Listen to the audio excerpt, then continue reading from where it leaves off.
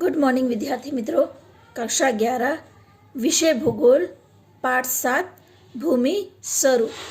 पिछले वीडियो में हम लोगों ने आगे के पाठों में पढ़ा कि अलग अलग भूमि स्वरूप देखने को मिले हैं।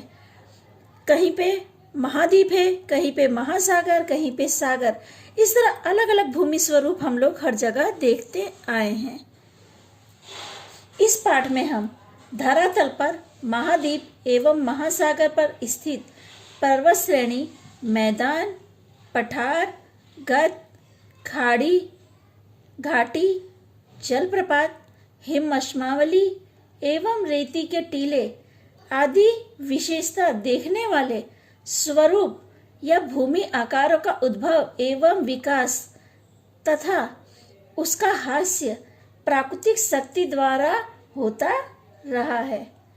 इस प्रकार प्राकृतिक शक्तियों द्वारा धरातल का कोई भूभाग विशिष्ट आकार, ढाल एवं ऊंचाई प्राप्त करता है, तब उसे स्थलीय रूप या भूमि स्वरूप कहते हैं।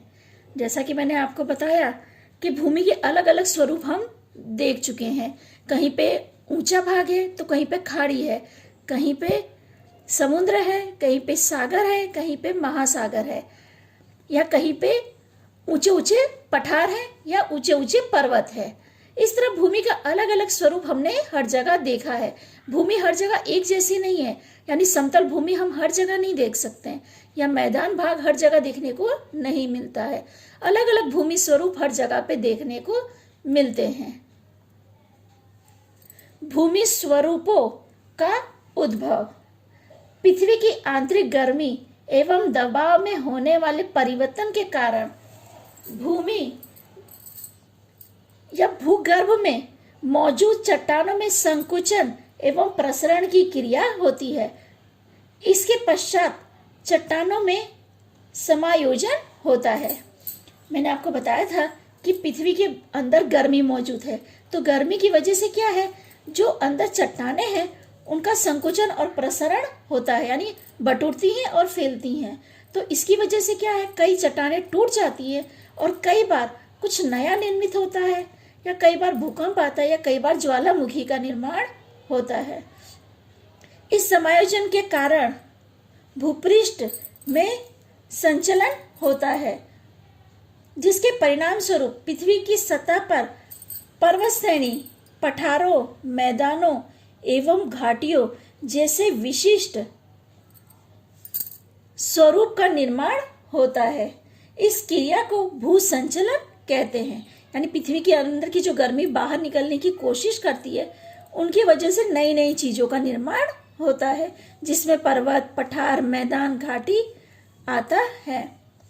अभी आपने देखा है ज्वालामुखी विस्फोट की वजह से पर्वतों का निर्माण हो जाता है। पृथ्वी के अंदर से जो गर्मी बाहर निकलती है तो लावा सब साथ लेकर आती है, तो उसकी वजह से पर्वतों का निर्माण होता है और वो जमीन काफी उपजाऊ होती है। और ज्वालामुखी विस्फोट के कारण कई बार भूकंप भी आता है। भूकंप की वजह से आपने देखा होगा कि धरती में जो कंपन होता है, जिसकी वजह से कई बार नई नई चीजें निर्मित हो जाती है और कई बार विध्वंस भी होता है। भूसंचलन की क्रिया के कारण धरातल पर सर्वप्रथम दो बड़े स्वरूप महाद्वीप और महासागर की रचना हुई। इसीलिए इसे प्रथम श्रेणी के भूमि स्वरूप के नाम से जाना जाता है। यानी जो महाद्वीप है और महासागर है, ये दोनों प्रथम श्रेणी के अंदर आते हैं।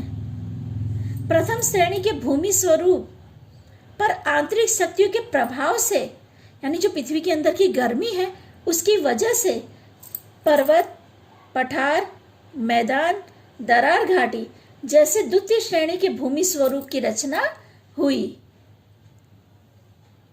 इस भूमि स्वरूप पर आंतरिक एवं बाहरी शक्ति के घर्षण एवं निरपेक्षण कार्य से विविध आकारों की रचना हुई, जैसे वी, यू आकार की घाटी, जलप्रपात, रेती के टीले, हिमअश्मावली, भूस्तंभ, खाड़ी, चट्टान आदि तृतीय श्रेणी के बने हुए भूमि स्वरूप अस्तित्व में आए। कहने का मतलब है प्रथम श्रेणी में महाद्वीप और महासागर है, द्वितीय श्रेणी में पर्वत, पठार, मैदान, दरार, घाटी है और तीसरी श्रेणी में यू या वी आकार की घाटी, जलप्रपात, रेती के टीले यानी जो घर्षण की वजह से निर्मित हुए वह सब चीज तीसरी श्रेणी में आते हैं। अगला टॉपिक है मुख्य भूमि स्वरूप। मुख्य भूमि स्वरूप के प्रकारों के बारे में हम जानेंगे। पृथ्वी की आंतरिक हलचल चलन के कारण महाद्वीपों एवं महासागरों की तल में जिन भूमि स्वरूपों की रचना हुई उनमें मुख्य भूमि स्वरूप कहते हैं।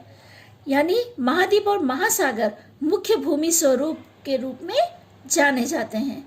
पर्वत, पठार और मैदान मुख्य भूमि स्वरूप है। यहाँ पे मैं एक आकृति आपको समझाती हूँ। भूमि के स्वरूप, जैसा मैंने आपको ऊपर बताया कि भूमि के 3 स्वरूपों के बारे में हमने पढ़ा। प्रथम श्रेणी के भूमि स्वरूप, द्वितीय श्रेणी के भूमि स्वरूप और तृतीय श्रेणी के भूमि स्वरूप, जिसमें प्रथम श्रेणी के भूमि स्वरूप में महाद्वीप और महासागर है। ये मैंने आपको ऊपर बताया था कि प्रथम श्रेणी के भूमि स्वरूप में महाद्वीप और महासागर आते हैं। द्वितीय श्रेणी में पर्वत, पठार, मैदान और घाटी आता है, ये द्वितीय श्रेणी में है। और तृतीय श्रेणी के अंदर नदी द्वारा बनने वाले, हिम नदी द्वारा बनने वाले, पर्वत द्वारा बनने वाले, भूमिगत जल द्वारा बनने वाले, समुद्री तरंगों द्वारा बनने वाले। इस तरह इसमें 5 उप विभाग हैं। इन 5 उप विभागों पे के भी अलग अलग भाग हम देख सकते हैं। जैसे नदी द्वारा बनने वाले में वी आकार की घाटी, जलप्रपात, गत, त्रिभुजाकार मैदान जिसे हम डेल्टा प्रदेश के नाम से जानते हैं। हिम नदी द्वारा बनने वाले में यू आकार की घाटी,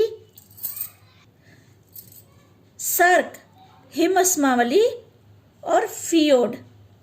पर्वत द्वारा बनने वाले में उड़न पात्र, भूस्तंभ, रेती के टीले, लोयास का मैदान।